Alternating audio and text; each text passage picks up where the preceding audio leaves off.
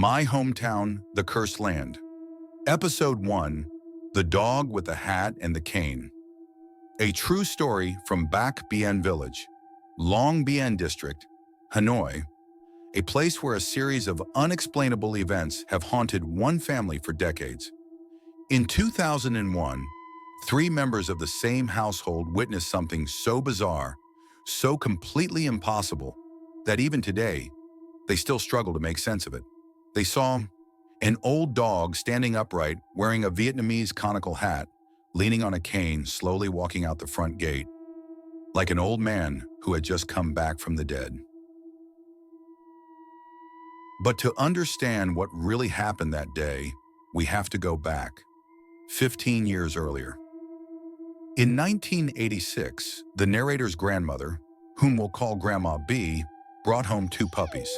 She named them Tin and Mike. That same year, her first granddaughter, Lynn, was born. Grandma smiled and said, "Well, looks like we've got 3 babies this year. Let them grow up together." And they did. Tin was the kind of dog people talk about. Sweet, intelligent, almost like a child. Once Lynn's uncle told Tin to fetch a basket from the kitchen. Tin got up, walked inside, and dragged the basket out. Mick was different, distant, quiet. He didn't bark much, just growled low in his throat. But strangely, when Mick was in the yard, no dogs or cats from the neighborhood dared to come near. People said, "Mike has a presence." Inside the house, everyone respected Mick, and maybe feared him a little. Then came the flood season of 2001, and that's when everything changed. One evening, Tin didn't come home for dinner. The next morning, Uncle D found his body by the bamboo grove near the riverbank. Cold, still. They buried him under a banana tree at the edge of the garden. Grandma B didn't speak all morning. She just sat by the door, clutching her prayer beads, staring out into the yard.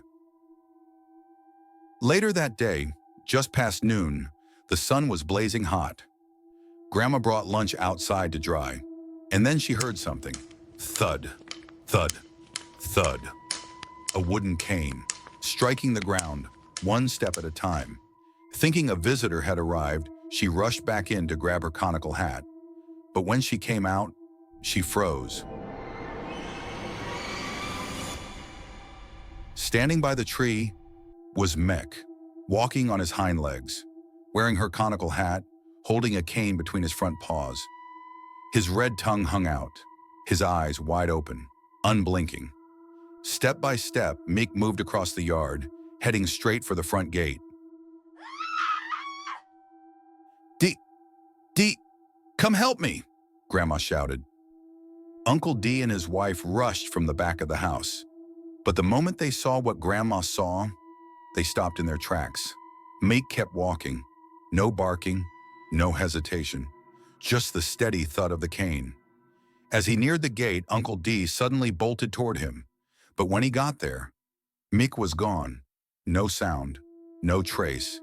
In Vietnamese folklore, it's said that if an animal lives too long, it can develop a kind of supernatural awareness, drawing in dark energy, seizing human life force, and eventually becoming a tin, much like the fox spirits of other Asian legends. Some of these creatures even learn to pass themselves off as human, walking on 2 legs, lying in hammocks, and wearing a conical hat to shield their eyes from moonlight, so the celestial guardians can't see them.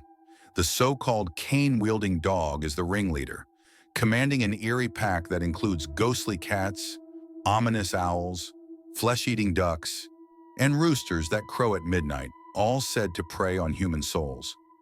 And if someone gasps in terror at the sight of it, their soul is taken on the spot. According to some accounts, encountering a ragged hat dog is an omen that the land itself is cursed and steeped in malevolent energies, or a warning that an elderly family member may be close to passing away. That night, it poured. Grandma's house sat just feet from the riverbank. No concrete embankment back then. The floodwaters crept high enough that you could hear waves slapping against the wooden stilts beneath the house.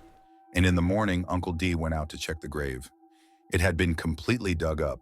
Tin's body was gone, and all around it. Dozens, maybe hundreds of muddy paw prints, big ones, small ones, all over the place. The family told their story. No one believed them.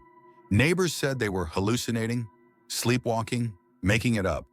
But to this day, Grandma B still says, those two never left. They're still here in the yard. We just can't see them anymore. This story is real. Everyone in Bắc Biên remembers it, and it's just the beginning.